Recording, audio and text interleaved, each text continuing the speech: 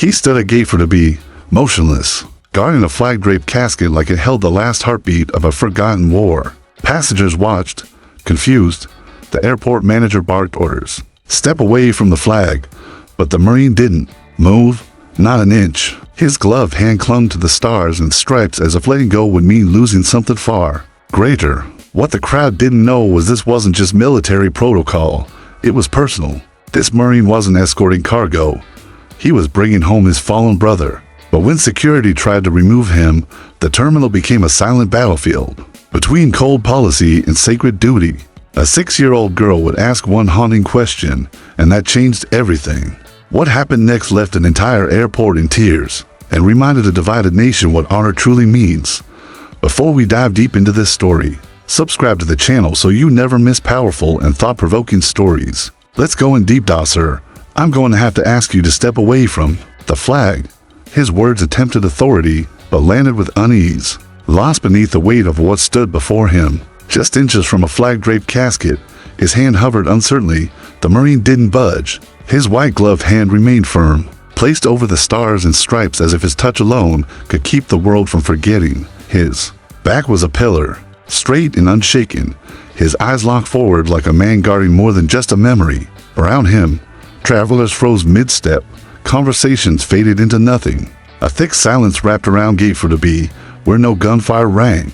Yet a battle of a different kind was being fought, one of dignity, one of devotion. Again, the airport manager tried to assert control, raising his voice slightly, motioning for security to approach. Step back. You're not allowed to handle the cargo. His words were sharper now, filled with procedural certainty, but void of understanding. The Marine didn't flinch. He didn't blink. He didn't need to. He stood like an extension of the casket itself, unmoving, resolute. The manager didn't see it. He couldn't. Not yet. Finally, the Marine spoke. His voice, when it came, was low, deliberate. It had the rhythm of reverence, like each word had been carved in stone long before it left his lips. With all due respect, sir, this isn't cargo.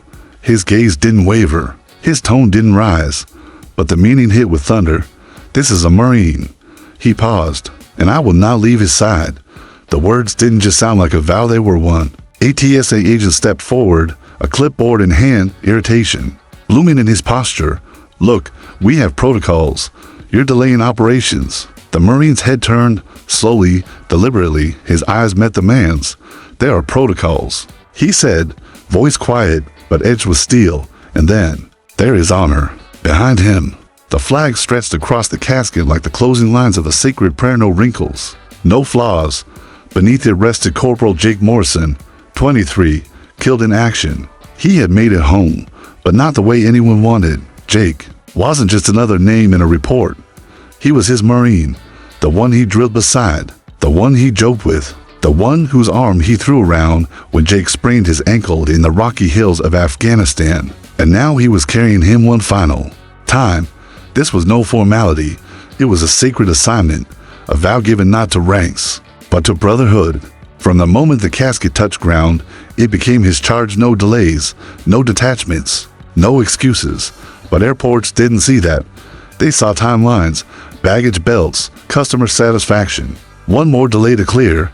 The manager's voice came, again, this timeline with annoyance. Sir, this is not a funeral home. We don't do ceremonies here. Either step aside, or we'll remove you. There were 1,000 ways he could have responded. He could have quoted the Marine Corps' manual, told them about the generations of reverence held for the fallen, the rituals forged in blood and loyalty. But none of it would matter to someone who hadn't stood in desert heat, with lives hanging in the balance. So he said nothing. He just stood, anchored not by orders, but by memory. And those memories, they came crashing down like waves. Jake talking about his mom's lemon pie, the fishing trips with his dad, the graduation he missed for his sister, the way he hummed country roads after every mission, saying it helped his soul find its way back. This wasn't a logistical transfer. It was a farewell, and if no one else would give it meaning, then he would. Alone if he had to. Then, from the stillness, a small voice pierced through. Why is he touching the flag? Mommy, a little girl, maybe 6, holding a teddy bear, looked up with wide eyes. Her mother tried to hush her, but the Marine looked down and nodded gently, because He whispered, "He's making sure someone gets home." The question didn't need more. The moment said enough, and something shifted. The manager hesitated. The guards froze. The tension cracked. They were beginning to feel it, the weight of the silence. The cost behind the cloth dot, the Marine bent slightly, his voice now a breath just above silence. "This man gave everything. This flag isn't decoration, it's a promise." Then he stepped forward, slowly, steadily, hands still on the casket, steps matched to the rhythm of memory and mourning. No orders told him to walk. No clearance granted him permission. But when duty speaks, you don't need permission. People stood up, heads uncovered, hands pressed over hearts. An elderly veteran rose shakily from a wheelchair and saluted. Faces turned wet with tears. Phones didn't rise for spectacle, but to preserve reverence. Someone began singing the national anthem, softly at first. Then others joined, and right there, in the center of an airport terminal filled with noise and schedules, time held its breath. By the time he reached the family waiting at the gate, the Marine's gloves were soaked through with sweat. His spine ached from holding too much. His throat burned from holding back more, but he never faltered. The mother saw the casket and fell to her knees, her sobs echoing louder than the engines outside. The father saluted, his hand trembling. The sister collapsed beside the casket, whispering, "Welcome home, Jake." As if her words might wake him, the Marine stood still, motionless, and only then, when silence gave way to grief, did he finally remove his hand from the flag. He folded it slowly, precisely every crease perfect. Then he knelt before the mother and placed the triangle in her trembling hands. "He didn't die alone," the Marine said, his voice cracking. "He was loved. He was honored." He rose. Without fanfare, his job was done. His heart was not. Passengers still stood in reverent silence. The airport manager, once hardened and skeptical, stepped forward, his voice then choked with emotion. "I didn't understand," he said. "I'm sorry." The Marine nodded once, firm, forgiving. "Now you do." And in that nod, something timeless passed between them. Applause began, not wild, not celebratory, but slow, respectful, deep. It rippled through the terminal like a heartbeat.